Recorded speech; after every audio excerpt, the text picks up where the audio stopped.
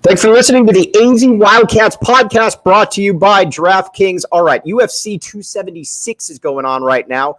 Great time to put in $5. You get $100 in free plays. If you're a new customer, it doesn't even matter who wins. All right, now joined by Jason Scheer, the ultimate insider for Arizona Athletics. I'm merely Mike Luke, but I wanted to have a quick little shout out here. This thing has really taken off here, and basically this month, so far I've shattered monthly download numbers, and I can't thank you guys all enough. That means the world to me. I get people all the time that'll say, "Hey, Mike, is it better to download or is it better to watch on YouTube?" And I always say, "Well, I'd prefer you watch both or listen to both, but that's obviously not always the case. But if you could only get one, the downloads are always very much appreciated because that's kind of what I go by right here." Okay, but real quick, I wanted to thank some people, though, that have helped me get to this point. That guy right there is one of them, Mr. Jason Scheer. He's been by my side for a long time, giving me inside information that I can sometimes masquerade as my own. Then obviously Kevin Woodman, Rob Lance, they put me on at the radio station, and I give them big props for doing that, especially going against their immediate guy who didn't want me on there. And John Schuster, obviously another big time guy that I appreciate. And one other guy, Herb Max on the Kim Morning Show. Thanks for never sparing any opportunity to make snide remarks to me, to basically just be underhanded, leaving your door open, saying things you probably shouldn't have. You're appreciated there, Max. All right. Now, with Jason Scheer, I am merely Mike Luke. All right, Scheer, it's recruiting season. It's Arizona basketball. If you're not on the Wildcat Authority boards, you should be right now. What is the latest with Arizona basketball? Man, that's a loaded question, Mike. It is. Right now, Tommy Lloyd's at the NBA Top 100 camp. They're watching a handful of guys there.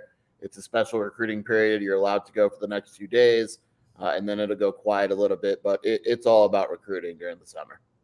Right. Okay. So now the big thing right here is Kwame Evans. That's who is taking up all of your message board time right now. Jules, if you're watching, settle down. It's okay. But Kwame Evans Jr., top 5 kid out of Florida. A lot of people don't understand how this recruitment has played out to this point and how Arizona actually got into it. So kind of explain how this worked behind the scenes. So basically, someone from Kwame's camp called Tommy Lloyd and said, "I think you need to recruit this kid." And like we've mentioned before, Arizona doesn't recruit kids for the fun of it or, that they know they're not going to get. So they basically said, "Can we get him?" And they said, Kwame's camp said, "Yeah, like you need to start recruiting him." And they started recruiting him. And they brought him in on an official visit, and it was reciprocated. And it is a very real recruitment to the point where Arizona probably leads right now. Well, and that's the thing. You get a lot of people now that are saying that Arizona probably leads in this recruitment. And I always think back to Sean Miller when that first, now listen, Sean Miller is one of the handful of best recruiters out there. There's just no doubt about that. But one class, though, that really, I think, put a lot of people on notice as to the prowess that this man had was not necessarily the Josiah Turner or Nick Johnson class, but the class right after that, where you're able to secure 3 top 10 big men in Caleb Tarzewski, Grant Jarrett, and Brandon Ashley. And you're like, whoa, this is something different. This 2023 class right here, Jason, I'm not saying that it's going to be quite that, but there's potential here to be the best class in the country. Yeah, I mean, look, let's say, they land Evans, which I think they will. Then you got Boswell and Lewis. So you're going to have 3 top 15 guys. And then from there, you assume that the 4th guy they add, if they add a 4th guy, will be good as well. It wouldn't surprise me if they go the international route for the last guy. But it's one of the best classes in the country. And it also sends the message. Like Tommy Lloyd, by his own admission, has recruited mostly international guys. And then this would be a class where he lands 3, top 15 American players. And so that whole, he can only recruit international theory or narrative, it's done already. And so this would be that class where Tommy Lloyd kind of announces, hey, we're going to be a recruiting force, out there. Is there a timeline for Kwame Evans to make that decision? I think it's coming up in the next month or so. I think the goal is by the end of the summer. It's not imminent. Like it's not going to happen this weekend. At least I don't think. But the goal that his camp is floating around is probably by the end of the summer. Now, you always talk about with guys like this, because for the longest time he was considered an Oregon, not a lock, but a heavy Oregon lean. And you always say this on your boards that if a guy goes in and he's a heavy favorite to go somewhere and he leaves campus without making that commitment, then it's game on for everybody else. And Arizona's got to feel pretty good about that right now. And the thing about it, if you watch him, this is what a top 5 type player looks like. Again, he's not a finished product. He's somewhat raw. But if you were to tell either one of us that he's an NBA All-Star in 7 or 8 years, I don't think anybody is in the least bit surprised. Yeah, I mean, there's still some rawness to his game, but when it's clicking, you get like what you got today. Today, he went up against, some of the best players in the country at the NBA camp, and our Eric Bossi wrote about him and said he was great. And, that's the type of kid that you get. And maybe there's some days where he floats a bit too much, or you see that he's still not refined. But in college, that's kind of the player that you want. Like, you want to be able to work with that and mold that type of player. But, yeah, I mean, this is a guy where he's going to probably play in the NBA. You'd assume he's going to play in the NBA. Maybe he's not a clear one and done. In this day and age, with guys leave it early, he probably is. But you look at him and you say, man, if I can get 2 years out of him, we're going to have one of the best players in the country. And there's something to work at with. He's not physically maxed out. He can play a few positions. He's gotten better. And so he's the type of guy where if you're recruiting in college, you don't necessarily always want a finished product. Yeah, what's fascinating too about him and the whole recruitment of foreign or international players is people make it out like Tommy Lloyd can only recruit international guys. No, Tommy Lloyd recruits good international players. That's what he should be doing right there. You can look at his track record at Gonzaga, and when you're a program like Gonzaga and they make you the head coach in waiting, you obviously are doing a lot of things behind the scenes. Now, I think he's going to be off, in different camps in Europe this summer or overseas. But if he's bringing in European guys, they're not bums. These are guys that can all play, and I think we should know that by now. I'm now of the mindset where if there's an international prospect I haven't heard of, and then I hear another school's recruiting him, and Arizona's not in on him at all, I just assume the guy's not that good. Because exactly, if there's a good international product, Arizona's going to be in there, and he's going to play in college. And there's going to be some guys like Philip or Borovicinen who we didn't hear. Is that how it's pronounced? It is. Okay, Borovicinen.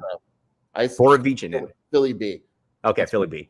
But a lot of schools weren't on him. But if you ask the Arizona coaching staff, you were there last weekend or whatever it was when Tommy Lloyd was talking, they expect him to play right away as a freshman.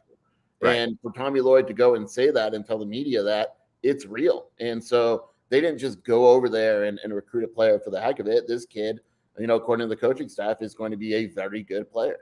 Now, the next name, obviously, that came out of last week or the week before was Cody Williams. Just brief reminder, his brother Jalen Williams played at Santa Clara, was now an NBA mid-first round draft pick. Cody Williams, top 50 type guy, Lloyd obviously saw enough that they are recruiting him now. How much of this was due diligence, making sure that it was a good fit and, quite frankly, that he was good enough? A lot of it, I think. I think that, the thing with Cody Williams is twofold. He's a different player in high school. He was playing next to Dylan Anderson. He still played like he was really young. And then what happened was he got on the EYBL circuit, and he was dominant, really good. And then he had a good Section 7 event. And so Arizona said, okay, we need to offer this kid really good family, in-state player, would fit, knows that development is key from his brother at Santa Clara, who spent multiple years at Santa Clara developing. So he's not going to get impatient. Him and Dylan Anderson get along. And so it's a guy where it's fit as much as skill. Like, he's not going to be an instant impact player, at least in my opinion. He's not going to be an instant impact, scoring 15 points right away. But he's going to be a guy that by his, third year in college is going to be really, really good. All right. You mentioned Dylan Anderson. Dylan Anderson's going to be a fun one for you and me. And again, I overstated. You think Dylan Anderson is a talented guy and he could be good. But it's fair to say I'm a little bit bigger on Dylan Anderson probably than you are. But we both came away, though, thinking that Tommy Lloyd is quietly confident that he's going to turn Dylan Anderson into a pretty good college basketball player. I think Tommy Lloyd is very confident in his coaching abilities. And so, when he sees Dylan Anderson, he sees a guy that came in at 240, has the size, isn't completely stiff. He's He plays hard. And so, look, is he going to be an all Pac-12 guy? I don't know. Is he going to contribute his freshman season? Probably not. But you look at Tommy and you kind of hear what he's saying. And he's saying, look, if we're patient and he's patient, most importantly, if he stays with it at Arizona, then by the time he's done, he's going to be a pretty good player. Yeah. And so let's move on then to the 2024 class. So those are basically the four names. Right now, you've already got KJ Lewis committed. You've already got Kylan Boswell. You've already got, or now Kwame Evans Jr. and Cody Williams are the other two. So let's move on to 23-24. And you and I were sitting there with the great Bruce Pascoe, by the way, and we were debating, and then I guess maybe this is when game recognizes game, because we were debating, who do you like more at that point guard position? Didon Thomas out of Las Vegas or Zoom Diallo? You're a little bit more, we both like them both. You're a little bit more in the Thomas camp. I'm a little bit more in the Diallo camp. Maybe Tommy Lloyd heard us bickering and said, you know what I'm going to do? I'm going to offer them both. Yeah, I mean, Arizona's been picky, and rightfully so, and they're still going to be picky. But when you have 2 point guards that are clearly two of the best point guards in the country, and you could probably land one of them, you offer both, and then you see what happens. It would still be a surprise if you land both of them, just because you have Boswell on the roster, you have 2 point guards. It's just not likely. But with that case, you're happy if you get Thomas, you're happy if you get Zoom, you're happy, and you get one of them, and that's just fine. All right, Kenny Abbey, real quick, so because I got to get back to more important stuff, but Kenny Abbey is one of the coolest. Nobody backs the A more than Kenny Abbey. Some people might back it as much. Nobody backs it more. Mike, please ask Jason what he knows about the new basketball uniforms and when they'll be unveiled. Thanks. Jason, do you know anything about this? I actually asked about them, and the response I get was, there's other things we're focusing on right now. That is coach or program speak for, yes, we're getting new uniforms. No, we're not telling you what they look like. Okay, so Kenny, I tried there, buddy. That's all I can do for you. All right, so back to Diallo and Didon Thomas. Now, tell me if you disagree here, but what I came away thinking was this, is that if you prefer Thomas, you're looking at him more as he can probably be a 3-year player at the college level, whereas Diallo looks like the guy that his upside, I think, is probably higher than Thomas, to where he looks more like a Kentucky type point guard physically in the way he plays. Yeah, I would agree with that. I think, Thomas, he's smaller. He's got long arms and he's athletic. But when you're a smaller point guard, you're not going to the NBA early, generally speaking. So you're looking at a 3-4 year point guard. You add stability to that position. He's going to be really good. Zoom Diallo is 6'4", and he's got long arms. He defends really well. He's getting better every time you see him, to the point where, if he keeps getting better at the rate he is, he may be 1 and done. If not, he's probably 2 and done. And so you're making the decision and saying, okay, do I look at upside? Do I look at the fact that Thomas is going to be really good after 4 years? And, if we get Zoom, we're going to need another point guard in there somewhere. They're both really good. I think Zoom, obviously, like you said, is more physically imposing. I think Thomas, still plays with energy. I don't think his height is a major problem because of the way he plays. Zoom's probably a better shooter. Thomas is probably a little more crafty. I mean, they're both really good. And what's interesting is they have such differing games that if Arizona could pull it off, they could easily play together. All right. So my guy Bruce Pascoe gets grief from time to time. You will not find, just like nobody's going to back Dave Hickey more than me, nobody's going to back Bruce Pascoe more than me either. But I got to give Bruce some real credit here. You and I were going in there to watch Didon Thomas. Bruce doesn't follow recruiting like we do. Bruce walks right into there. He sits down and he says, "Oh, that's got to be Didon Thomas right there. I covered his dad at UNLV." Didn't look at a roster. I think both of us kind of looked like, whoa, that was pretty impressive there, Bruce. And didn't his dad decommit from Arizona too, or something? That's what he said. I can't find anybody that remembers that, but I totally believe the kid. I don't have any reason to, But I mean that would be kind of cool right there. How many people do you think that they're going to try to take in the 2024 class? It's so difficult because you don't know who's leaving early. Like, we don't know Zoo. We don't know if Kirk Kreese is going to go overseas after this year. It's tough. I always assume that their goal is to take.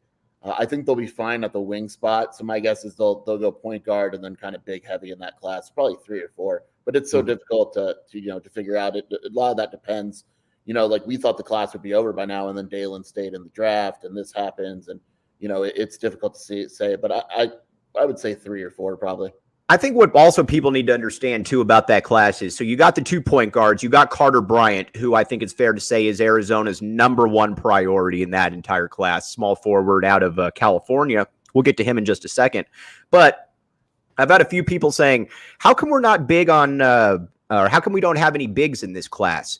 Here's something that you got to remember. First, you can always get in there. You can get a transfer portal guy. But theoretically, and it's not out of the realm of possibility at all, Jason, that you could have Visar, you could have Umar Ballo, Dylan Anderson, and who knows what Azulis Tabelis is going to do. So you have probably at least 3 big men coming back, because I believe Visar is a 2-year player. I don't believe he's a 1-year player.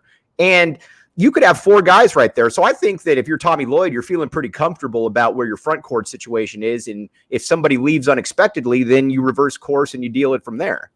Yeah, and you also got to keep in mind, like, you went to Section 7. How many bigs did we see that you said, oh, man, that's Arizona good? Right. Jacob Coffey. I discovered him. Yeah, and I don't think he is yet, right? No, I agree. Right. And so bigs are probably the position that you look at where there's just the least amount of quality bigs.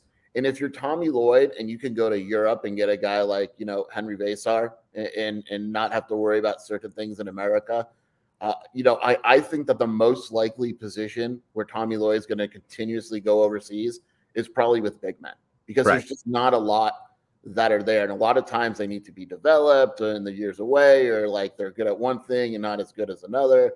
And so, you mentioned that. And then, like, they're returning big men. Like if Dylan Anderson, keeps going, if Umar has a couple years left, Vesar, they're going to be fine at that position. But I wouldn't be surprised if they went out and got an international big. No, I don't know who it is, message board.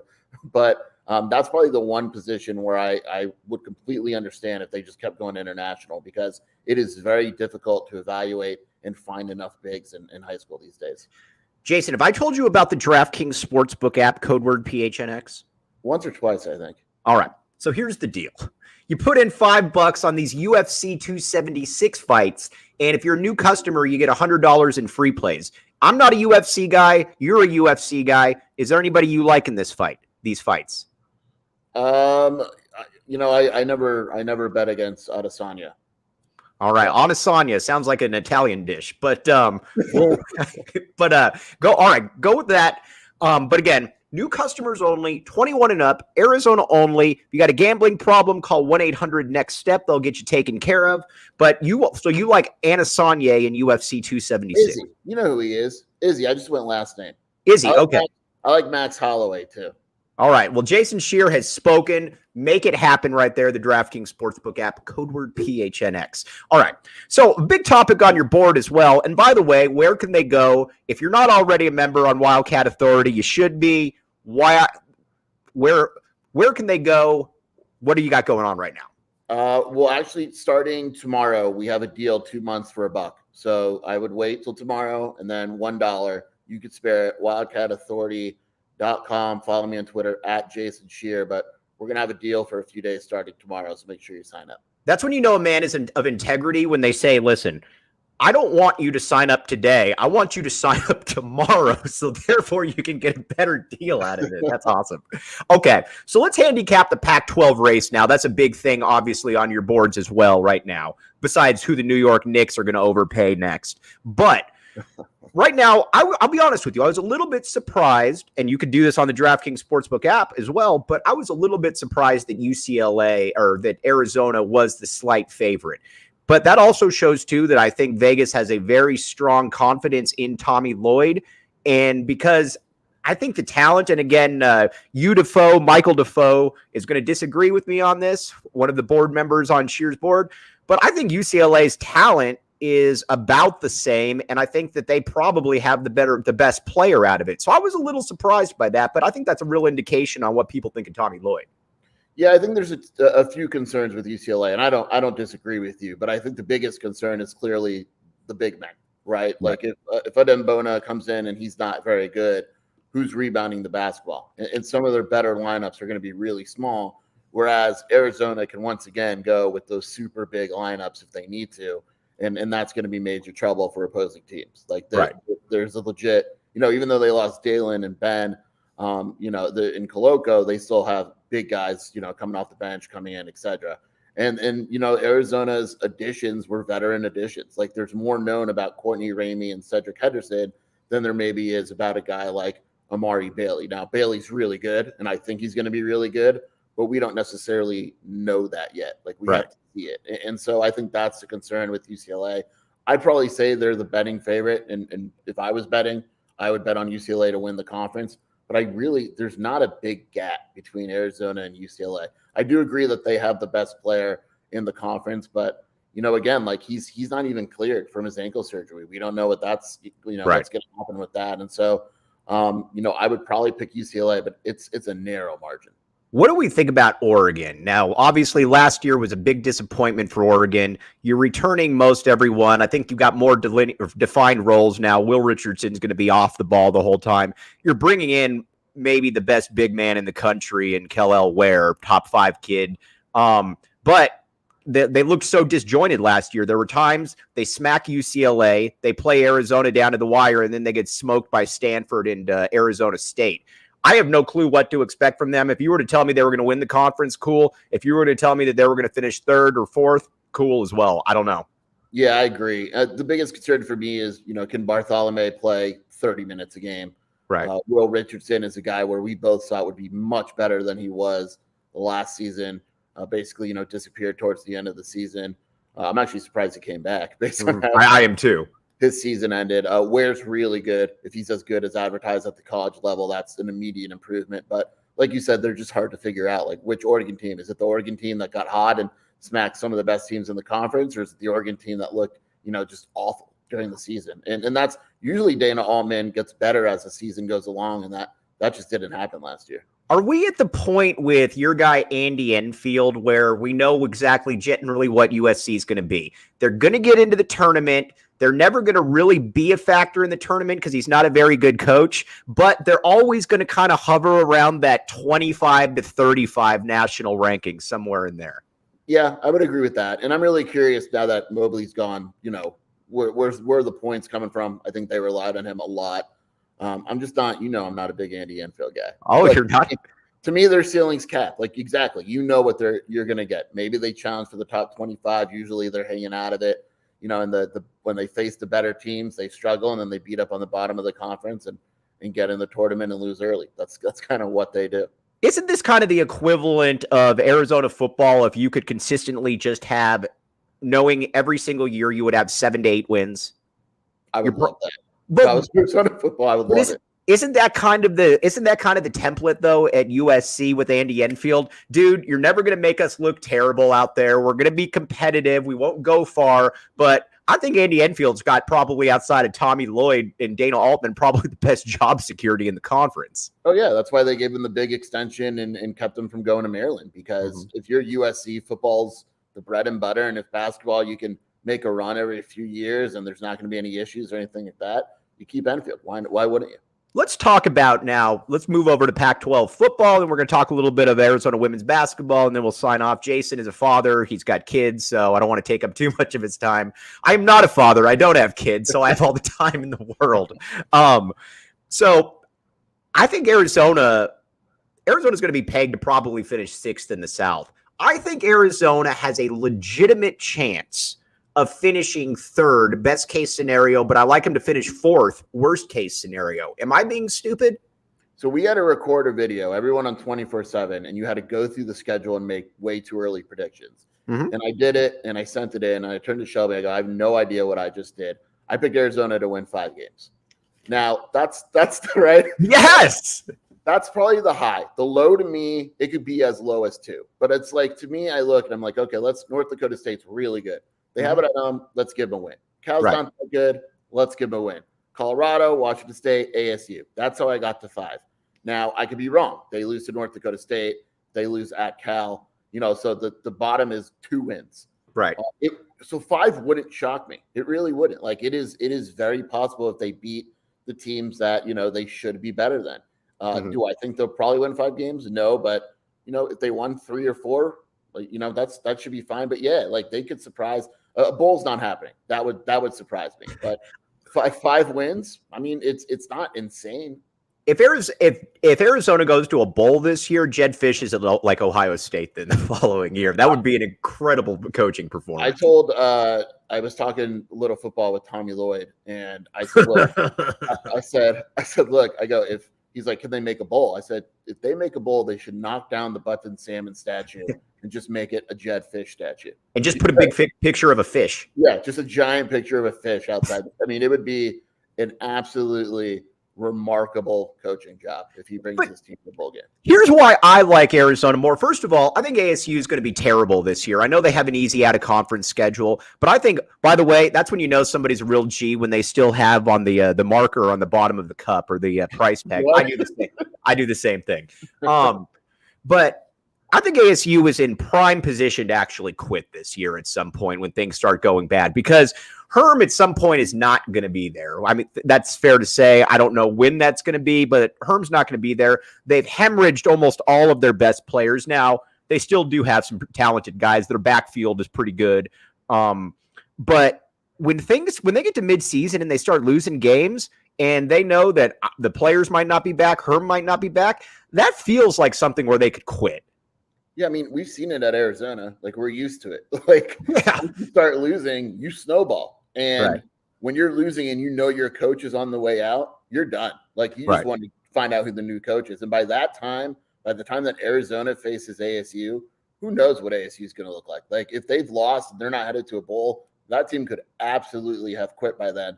And Arizona would be the opposite, no matter how it goes, because every win when you're in Arizona is kind of important. You know, Fish is going to be there. So, to me, ASU is that team in the conference where if they lose a couple games early, like, they're done. They're going to be really, really bad.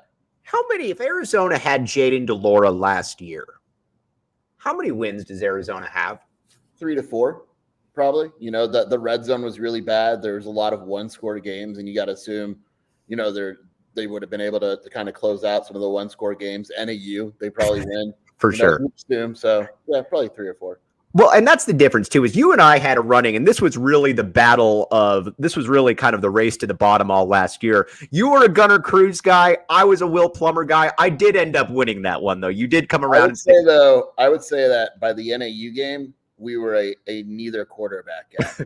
For sure. And when Jordan, I'll tell this to people for the rest of my life. When Jordan McLeod came in and against Oregon, that was his first real time to watch, and he throws 5 picks, and we're like, oh my gosh, we've got a quarterback here. That's when you knew something was up. The conversation after that game was great, because I was like, how bad is Arizona football that a quarterback just threw 5 picks, and everyone's like, yeah, he's that dude. Like, he is the starter from here on out. Okay, by the way, Sheer, every now and then I like to claim credit for one of your subscribers, John Aldrich. Great show, guys. Tremendous content. A true life raft for U of A fans during the summer with no games. Tell Sheer you guys sold me a Wildcat membership today. Andre Veras, meet John Aldrich right there. You'll get your commission soon. Yes, but and now with the South, USC is coming. I hate to say this, but I don't really hate to say it, but they're coming. I mean, Lincoln Riley is the first real coach they've had. I think Sarkisian sucks. Lane Kiffin is much better now, but he basically had the maturity of me at that point when he was there. So USC, I think, is going to have this conference on lock now, if not this year, by next year, because he's going to get everybody. And you see the caliber of guys he's already bringing in. You brought in the best wide receiver in the nation. You're bringing in a 5-star kid out of Oklahoma. You got Caleb Jones. If USC is probably going to be in that BCS bowl game or probably in the next 2 to 3 years, I would say. Yeah, they're here to stay. I mean, just their offense is insane. Lincoln Riley will go out and improve the lines in the offseason. They'll return a bunch of the younger guys on offense. They're here. They're back. I mean, I'd be really surprised if they're not a 10-win team every year and then they challenge for a national title every couple of years. They're going to be built, like that. It's actually good in a way that they're getting rid of divisions in the Pac-12 because you would have the South every year. But yeah, I mean, and I think Utah will win the Pac-12 this year, but it wouldn't surprise me if USC just makes the jump right away and wins it. All right. So before we sign off here, I got to ask a couple recruiting questions that people on here have asked. But first, again, the DraftKings Sportsbook app, code word PHNX. You put in $5, you get $100 in free plays on these UFC 276 fights if you're a new customer. Jason, you have the floor. Who do you like in the fights this weekend? I'm going Max Holloway and Izzy. I always those are your guys? Yeah, I don't know who's favored, but I just go by who I like. But you know what? If you don't know who's favored, you know where you would go to find who's favored. Right. Well, that's what I'm going to do after this now because you got me talking about UFC. And what code word are you going to get? Well, you're not a new customer, so but it would still. All right. So again, that's what you got. This actually betting is interesting because it actually got me into hockey a little bit. Now this will probably lose a couple listeners right here, and I do apologize, but I'll rock with hockey over soccer every day. That's what I will give the hockey fan. That's acceptable. I like both. Playoff hockey is unreal. It's just a whole different animal. For sure. So, again, all right, before we sign off here, Leviticus Sua, Kenny Abbey asked, what's the deal with him? 4-star linebacker out of modern day high school in California, 2023 kid. Where do they stand with him? I think Arizona's right there with anyone. I mean, he's going to take his time and not make a decision like, it's not an any day type of deal, but his visit to Arizona was really, really good. He may wait and see if Arizona, how they look, but I would say that there's no school doing better than Arizona right now. All right, guys. As always, Jason, I can't thank you enough. John Aldrich, Andre